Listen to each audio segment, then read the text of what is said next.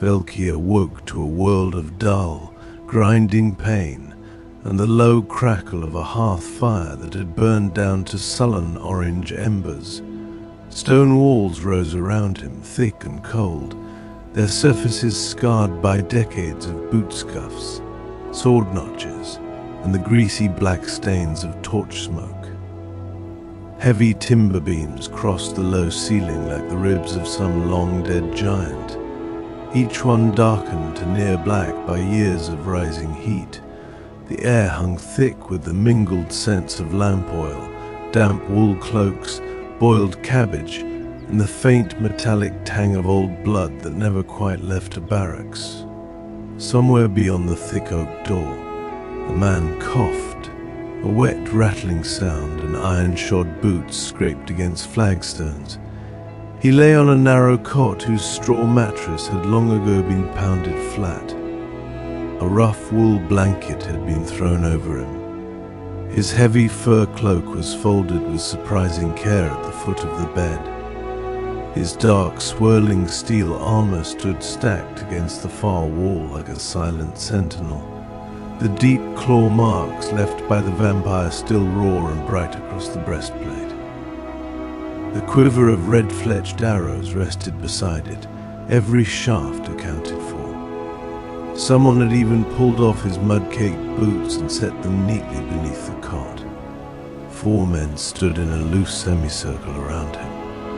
2 wore the practical studded leather and wolf fur pauldrons of the Velkyre Hold Guard, their faces weathered by forest winds and long nights on the walls.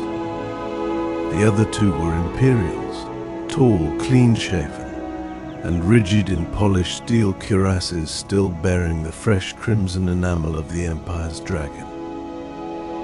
The senior of the Imperials, a broad-shouldered captain whose close-cropped beard was shot through with premature grey, regarded Velkyre with the flat, assessing stare of a man who had questioned too many prisoners. "He's awake," the captain said. His voice was low, precise, and carried the clipped accent of the imperial city. Velkyre pushed himself up on one elbow. Pain lanced through his ribs like a red-hot wire. Black spots danced at the edges of his vision, but he forced them back by sheer will. "How long?" "Most of the night," the captain answered. "We found you face down in the Blackwoods west of town, half a mile past the old logging trail. A woman in a crimson cloak was standing over you. The moment our torches reached the clearing, she was simply gone. No footprints leading away, no sound, just empty air and the smell of cold earth." He stepped closer, gauntleted hands clasped behind his back. "You're going to tell us everything. Start with your name and what in oblivion you were doing that deep in the woods after dark." "Velkyre Rateborn." The words came out rough, scraped raw by exhaustion and the lingering taste of blood. "Hunting. Trying to make a living the only way I know how." They questioned him for what felt like an hour. The Velkyre guards asked about tracks, about the stag he had been following, about whether he had seen any other travelers. The Imperials pressed harder, demanding every word the woman had spoken, every detail of her appearance, the exact shape of the amulet at her throat. Velkyre answered without flourish or omission. He told them of the long, fruitless hunt through the blood-colored autumn woods, of the voice that had come from nowhere, of the pale woman with eyes that held the moonlight too steadily, of the clenched fist amulet of Molag Bal, of her soft, poisonous promises that the darkness always welcomed, that the Empire and the Thalmor took everything while the night only gave. He described the unnatural strength in her hands, the flash of fangs, the way she had moved like living shadow when his axe finally swung. When the last word left him, silence settled over the barracks like a held breath. One of the local guards, a grizzled Nord with a jagged scar running from temple to jaw, stepped forward with a lantern and a soldier's practiced eye. "Shirt off, now." Velkyre obeyed, jaw clenched against the protest of bruised muscle and scraped skin. Calloused fingers probed the darkening contusions along his neck, the shallow claw rakes across his shoulders and upper arms, the tender place where her iron grip had nearly crushed his wrist. The lantern light was held close enough that he could feel its heat. No puncture wounds, no twin holes, no telltale bruising of a feeding. The scarred guard exhaled through his nose and stepped back. Clean. She never got her teeth in him. A longer, heavier silence followed. The four men exchanged glances that carried entire conversations. Outside the narrow, barred window, the false dawn had begun to leach the blackness from the sky, turning it the color of old steel. Somewhere in the town, a Thalmor horn sounded, 3 short, arrogant notes that announced the changing of the night watch.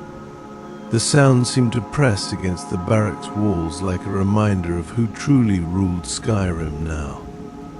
It was the older Velkyre guard who finally broke the quiet.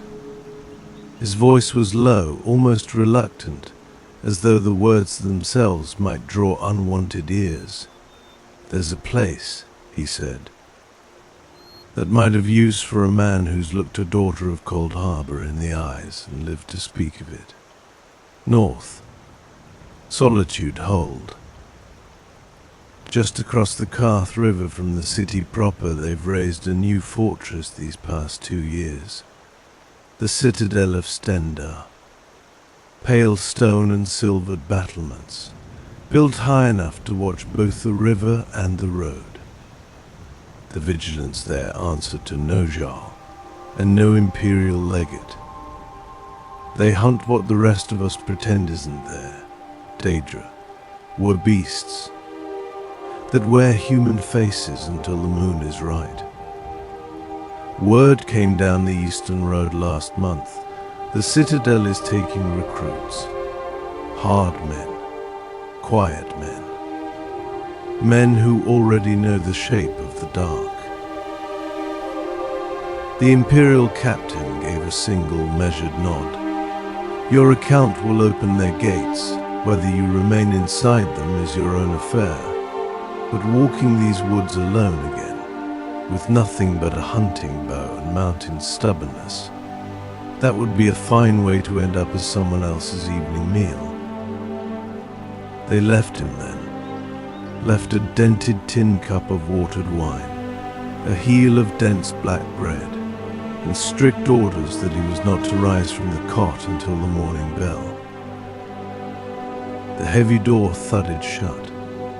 Iron boots receded down the corridor in uneven rhythm. Velkyre lay back against the thin, lumpy pillow and stared at the smoke-blackened beams above him. Every muscle felt carved from stone, every breath scraped. The memory of crimson eyes and a soft, terrible smile hovered just behind his own eyelids. Sleep dragged him under like a riptide.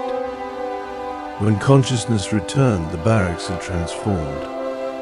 Pale gold morning light slanted through the high window in a single brilliant shaft, turning the dust motes into slow-drifting sparks of fire.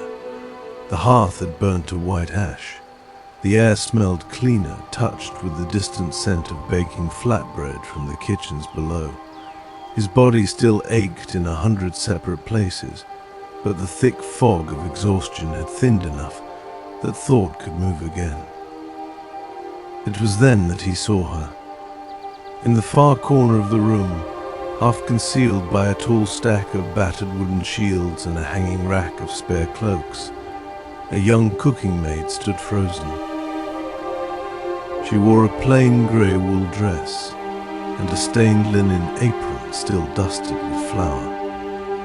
A wooden tray rested in her hands, steaming porridge in a chipped bowl, a thin strip of salt pork, a small clay cup of something that might have been weak ale. Her hair was the color of late autumn straw, pulled back in a hasty braid that had begun to come undone. She had been watching him. The instant Velkyre's eyes opened fully and found hers, the maid flinched as though struck. A soft, startled breath escaped her. She dropped her gaze to the flagstones so quickly it was almost violent, shoulders hunching, the tray trembling just enough to make the wooden spoon rattle against the bowl. Every line of her body declared that she believed, truly believed, he had not noticed her at all. Velkyre's voice came out rougher than he intended, still scraped raw from the long night and the lingering ache in his ribs. "I didn't mean to startle you," he said, pushing himself a little higher against the thin pillow. The movement sent a dull flare of pain through his side, but he kept his eyes on the cooking maid. "You can set that down. I'm not going to bite." The young woman hesitated in the corner, tray trembling almost imperceptibly in her flour-dusted hands. Morning light from the high window caught the loose strands of straw-gold hair that had escaped her braid, turning them into thin threads of fire. Her grey wool dress was simple, patched once at the elbow, and the linen apron still bore the faint ghost of last night's dough. She looked no older than 20, with a scatter of freckles across the bridge of her nose and eyes the soft brown of autumn leaves after rain. She took one careful step closer, then another, as though approaching a wounded wolf that might still snap. "They said you were to eat," she murmured, voice barely louder than the crackle of the dead hearth.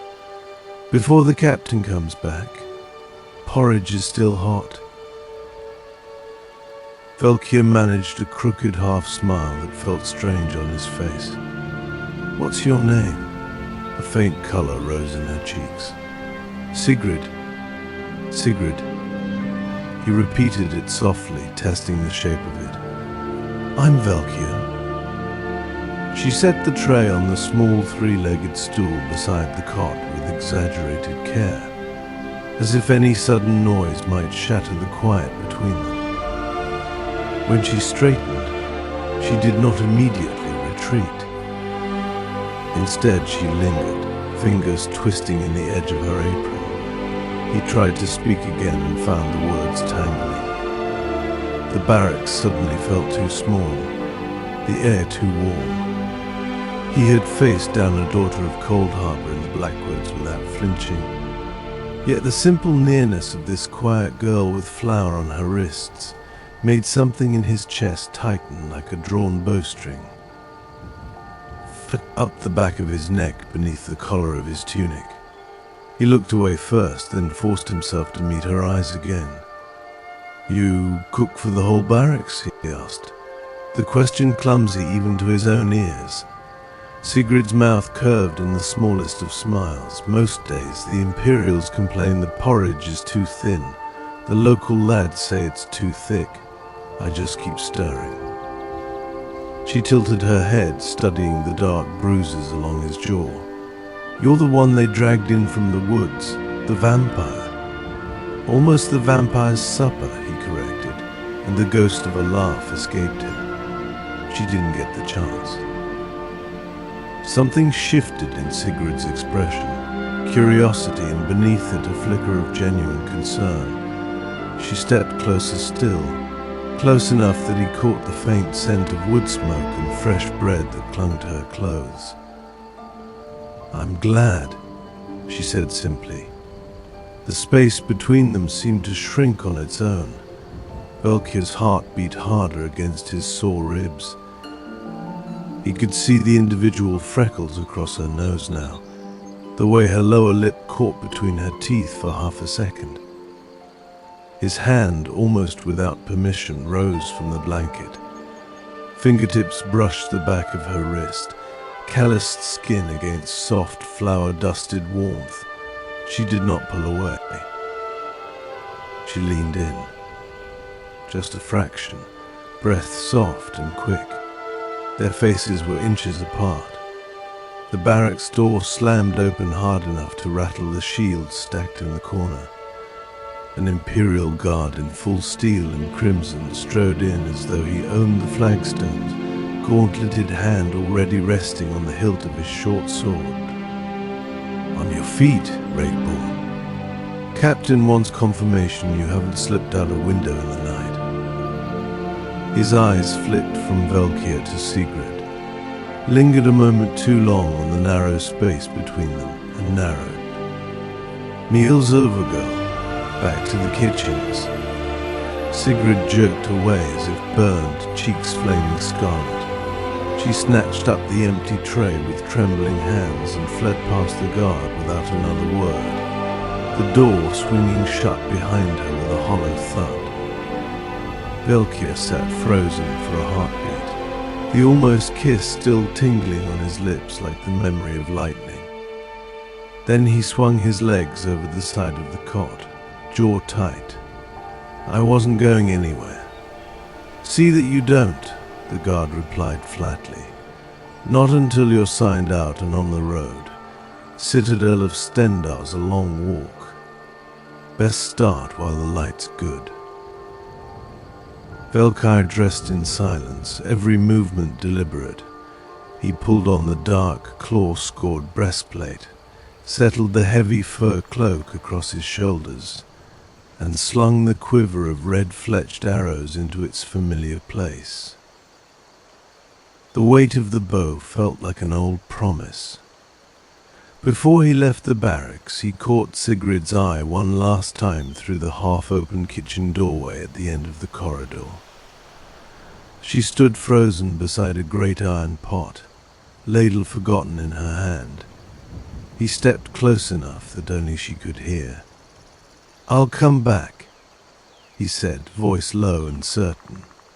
"When this is done, we'll finish that conversation properly." The smallest nod, a shy, fleeting smile that warmed him more than the morning sun. Then he turned and walked out into the occupied streets of Falkreath. The road north unrolled like a pale ribbon through the autumn-stained forests of the hold. Velkyre set a steady pace, injuries complaining with every stride but never quite slowing him. The sky above was a hard, brilliant blue, the kind that only came after a night of frost. Golden birch leaves drifted down in lazy spirals, collecting in the ruts left by Imperial supply wagons. He passed the blackened remains of an old Talos shrine at the edge of town, nothing left but scorched stone, and a single toppled pillar half swallowed by moss. A pair of Thalmor justiciars on horseback rode past him without acknowledgement, their golden armor gleaming like frozen sunlight. He kept his eyes forward and his hands visible. By mid-morning the trees began to thin. He forded a shallow, ice-edged stream where a farmer's cart had thrown a wheel. The man and his young son were struggling with the heavy axle. Velkyre stopped long enough to help lift the cart and wedge a temporary prop beneath it. The farmer offered a heel of hard cheese and a grateful nod in return. No questions were asked about the claw marks on Velkyre's armor. In these days, some stories were safer left unspoken. The afternoon brought a thin, cold wind out of the north. He crested a long ridge and saw the wide plains of Witteran hold stretching ahead, the distant bulk of the throat of the world still crowned with cloud. A lone saber-cat watched him from a rocky outcrop for nearly a mile before deciding he was more trouble than meal. Later, an Imperial patrol of 6 legionaries halted him on the road, demanded his name and destination, and only waved him on after a long look at the red fletching of his arrows and the battered state of his gear. One of them muttered something about another fool chasing ghosts at the citadel as they rode past. The sun was a molten coin sinking toward the western mountains when the thatched roofs of Rorikstead finally appeared in the distance, nestled among golden fields that still held the last warmth of the day. Smoke rose in thin, peaceful columns from the chimneys. The thought of a real bed, of hot food that was not trail rations, of a single night without the weight of the road, settled over Velkyre like a balm. He allowed himself the beginning of a long, weary sigh of relief. The sigh never finished. Shouting erupted from the road ahead, sharp and angry, cutting through the evening quiet like a blade. For the last bend before the village proper, 3 figures in pristine silver armor had surrounded a 4th man. The silver caught the dying sunlight and threw it back in hard, cold flashes, spotless cuirasses, greaves, and closed helms that left only narrow slits for the eyes. Every piece looked freshly polished, almost ceremonial in its perfection. Silver weapons gleamed at their sides and across their backs, short swords, heavy maces, and one long-bladed axe whose edge shone like liquid moonlight. They stood in a tight, aggressive triangle around a kneeling man in rust-spun wool who had both hands raised high in frantic placation.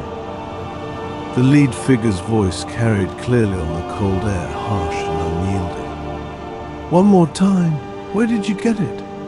Lie to me again and you'll regret the day you were born." The kneeling man's reply was a panicked, stumbling babble too low and broken to make out. Velkyre's fatigue fell away as if it had never existed. His hand found the haft of the axe at his belt. Without another thought, he broke into a run, boots pounding the hard-packed road, cloak streaming behind him as he closed the distance toward the confrontation. Velkyre's boots hammered the hard-packed road as the last bloody light of sunset spilled across the fields of Rorikstead like spilled wine. The 3 figures in pristine silver resolved into hard-edged shapes with every stride, tall, broad, and radiating the kind of arrogant confidence that came from years of spilling blood and never once questioning whether it was justified. Their armor was a mirror of pure white metal, every plate polished to a fanatical sheen that caught the dying sun and threw it back in blinding shards. Silver weapons hung from their belts and backs like trophies, short swords with wolf-head pommels, heavy maces whose flanged heads were etched with running hounds, and one massive 2-handed axe whose blade looked wide enough to fell a small tree. The kneeling man in rust-spun was babbling, hands still raised, face streaked with dirt and genuine-looking terror.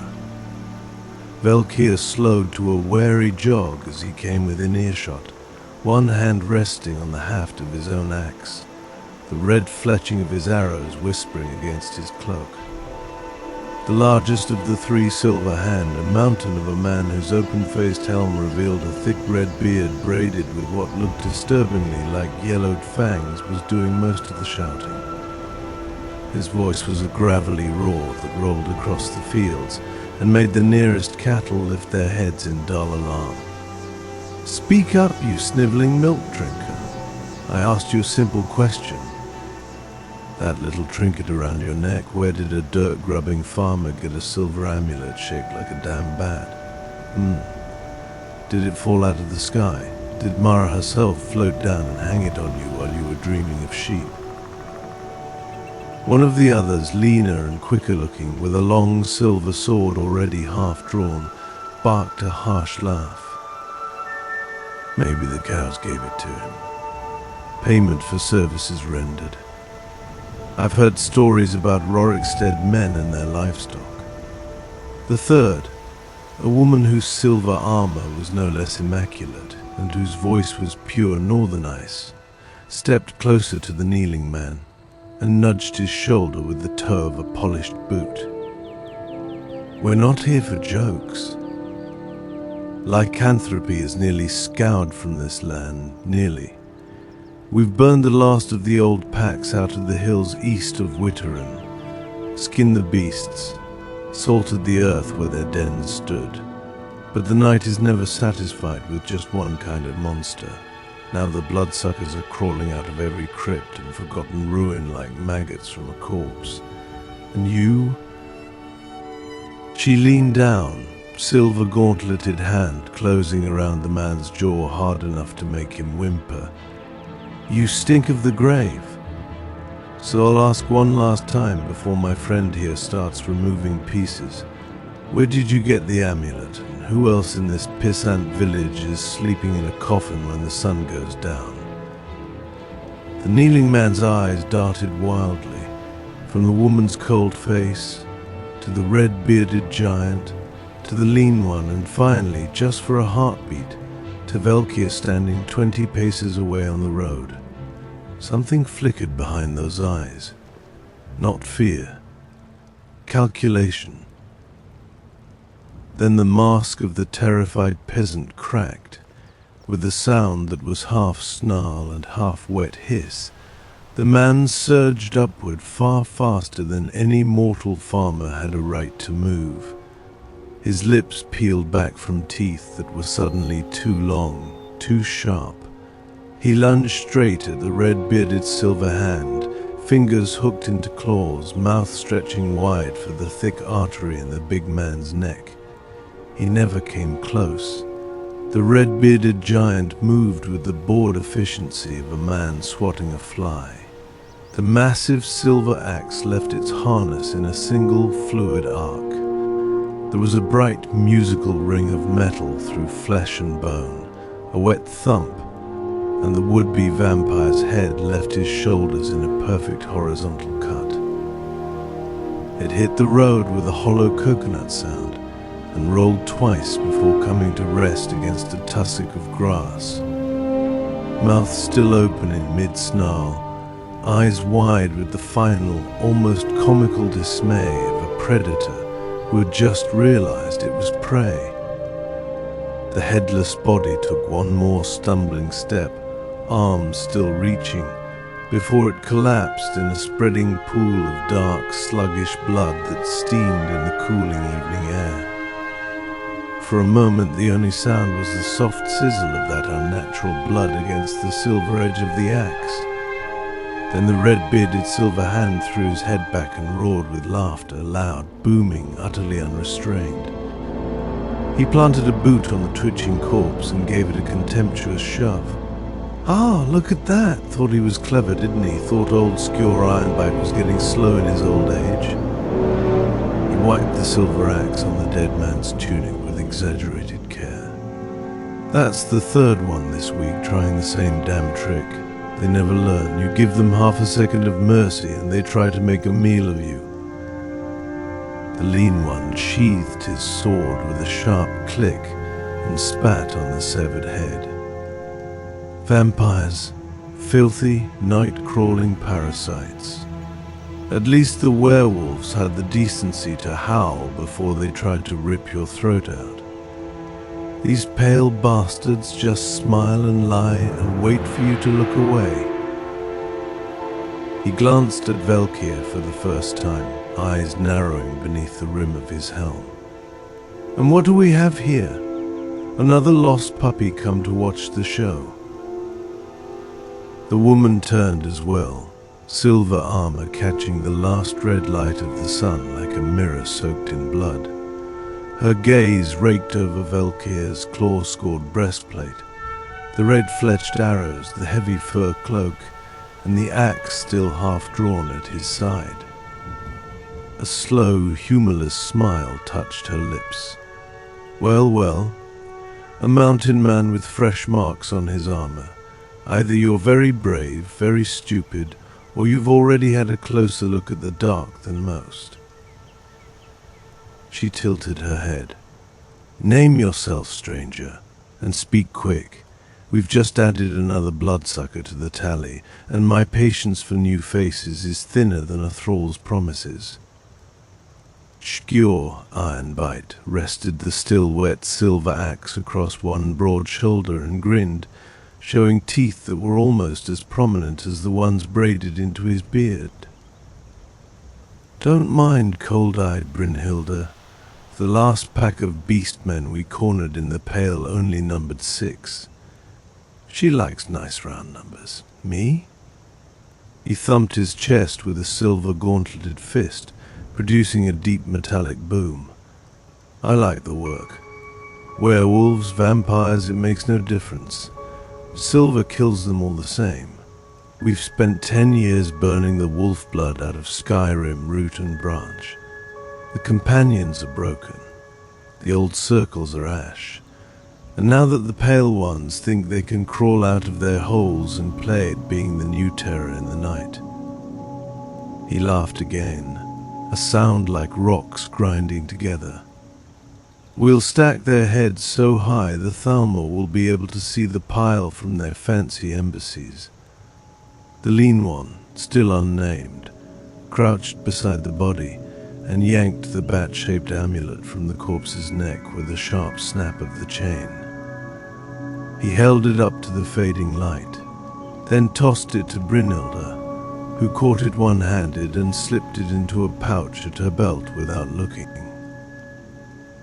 Village is going to need searching, the lean one said flatly. If there's one, there's usually a nest, or a master, and masters don't like losing their pets. Skjor's grin widened as he finally gave Velkyre his full attention. The big man's eyes were a bright, almost feverish blue, and they shone with the particular joy of a hound that has just been told there are more foxes in the next field. So, Mountain Man, you just stood there and watched a bloodsucker try to make a snack out of me.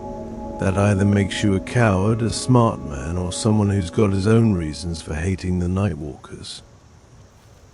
He took a heavy step closer, silver armor creaking, the smell of oil and cold metal rolling off him in a wave. Which is it?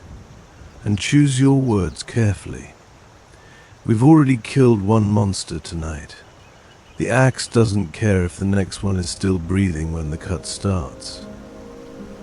Behind them, the first lamps of Rorikstead were being lit one by one, warm yellow windows blinking awake against the gathering dark. Somewhere in the village a dog began to bark, sharp and uneasy. The severed head stared at the sky with glassy, unblinking eyes, the last of the sunset painting its bared fangs a deep and final red. Velkyre felt the weight of 3 pairs of silver-hard stairs settle on him like the point of a blade. The wind coming down from the mountains carried the first true bite of night, and with it the distant, almost imaginary scent of old blood and open graves. He kept his hand on his axe and answered with the only truth he had. Velkyre met the 3 pairs of silver-hard eyes without flinching.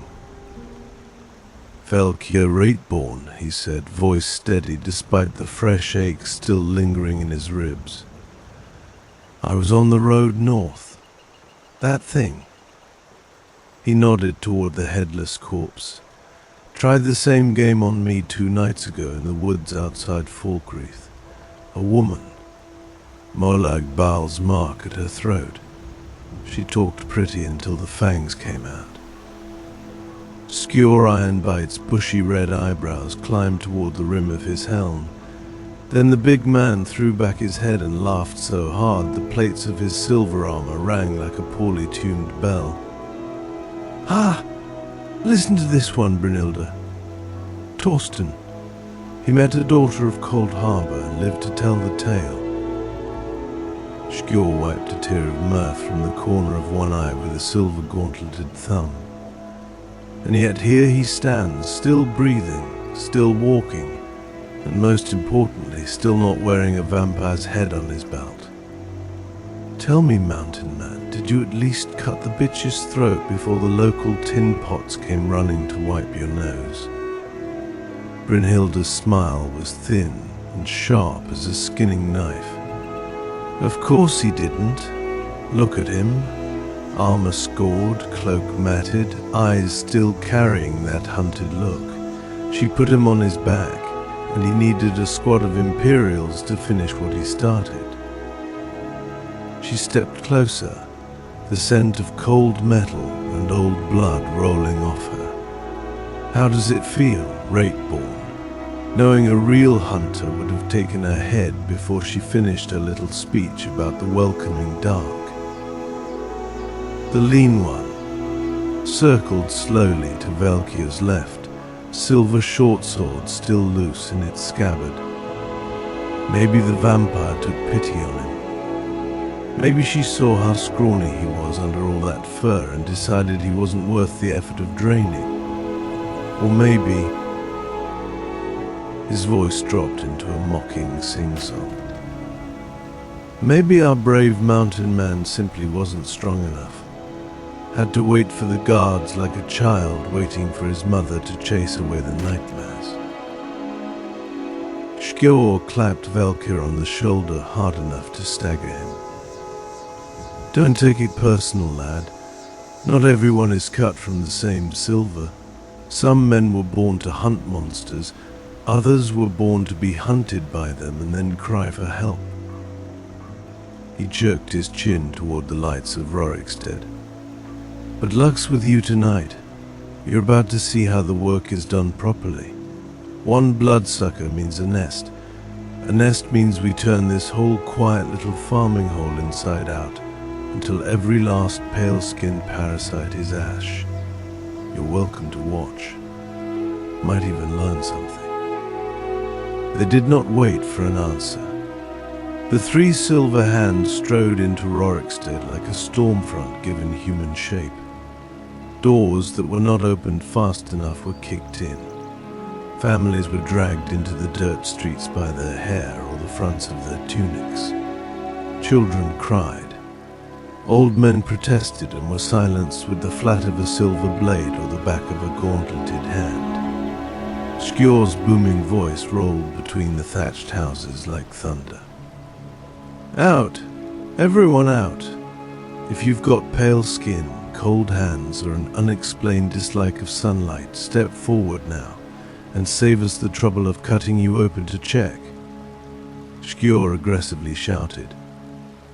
Brynhilda moved from house to house with methodical cruelty, overturning beds, smashing hidden compartments, holding lanterns under the chins of trembling villagers to watch for the telltale lack of reflection or the flush of fear that might hide something worse. Torsten specialized in the questioning, soft questions first, then harder ones, then the application of a silver dagger's point beneath a fingernail when answers came too slowly. They found no more vampires. That did not stop them. An elderly woman who hesitated before answering whether she had ever seen anyone walking after midnight was forced to her knees while Torsten slowly coiled a length of silver chain around her throat. A young farmer who could not explain a set of scratches on his barn door was slammed against a water trough while Skjor demanded to know if he had been feeding something in the night. When the man's wife screamed and tried to intervene, Brynhilda backhanded her hard enough to split her lip and sent her sprawling into the mud. All the while the three of them kept up a running, boisterous commentary, loud enough for the entire village to hear. This is what happens when the Empire spends all its time licking Thalmor boots instead of hunting real threats. Skjor bellowed, shaking a terrified boy by the collar. Werewolves nearly overran the holds while the Jarls argued about trade agreements. We cleaned that mess. Now the bloodsuckers think they can fill the gap, not while silver still shines. Brynhilda laughed, a short, cold sound as she upended a family's only barrel of apples looking for hidden compartments. Look at them scramble, like rats when the torch hits the nest. If even one of these soft-handed dirt diggers is harboring a thrall, I'll string the whole family up by their heels and let the morning sun sort the living from the dead. Torsten finished tying an old man's hands behind his back with silver wire that bit into the skin. Mercy is how the night wins, friends. You give a vampire one night of kindness, and by the next moon half the village is waking up hungry. We don't do kindness. We do silver and fire and the certainty that the thing in the dark stays dead. Velkyre stood in the center of the main road and watched it all unfold. He watched the children hide behind their mothers' skirts. He watched the men of Rorikstead, farmers not fighters, clench their fists and do nothing because 3 fanatics in silver could kill every one of them before the first pitchfork was raised. He watched Skjor drag a middle-aged woman out of her home by her braid while accusing her of smelling like an old coffin. He watched Torsten press a silver dagger flat against a young man's cheek and ask, almost cheerfully, whether the lad had ever tasted blood that was not his own. Something cold and final settled into Velkyre's chest. He had survived the mountains. He had survived a daughter of Cold Harbor. He had survived the long road north with injuries that still burned. He would not stand in the middle of a peaceful farming village and watch 3 self-appointed butchers torture people whose only crime was living within walking distance of a single dead vampire. When Skjor raised his silver axe above the kneeling form of the village miller, an old man whose only answers had been terrified denials, Velkyre moved. He crossed the space in 5 long strides, caught the descending haft of the axe in one scarred hand and stopped it cold. The sudden halt of so much momentum made Skjor's armor clatter. The big man's head snapped around, blue eyes wide with surprise, and the first spark of real anger. Velkyre did not raise his voice. He did not need to. The words came out low, flat, and harder than the steel of his own battered breastplate. That's enough. For a moment the only sounds in Rorikstead were the crackle of the torches, the soft sobbing of someone in the darkness, and the faint wet drip of the miller's blood where the silver wire had already cut his wrists. Velkyre kept his grip on the axe haft and met Skjor Ironbite's furious stare without blinking. "You've made your point," he said. "The vampire is dead. The village is clean. Any more of this and you're not hunters anymore." His eyes flicked to Brynhilde and Torsten, who had both gone very still. "You're just another kind of monster, and I've already met my quota for those this week." The night wind moved between them, carrying the smell of fear, wood smoke, and cold silver. Skjor's knuckles whitened on the axe. The people of Rorikstead held their breath, and Velkyre Rateborn did not let go.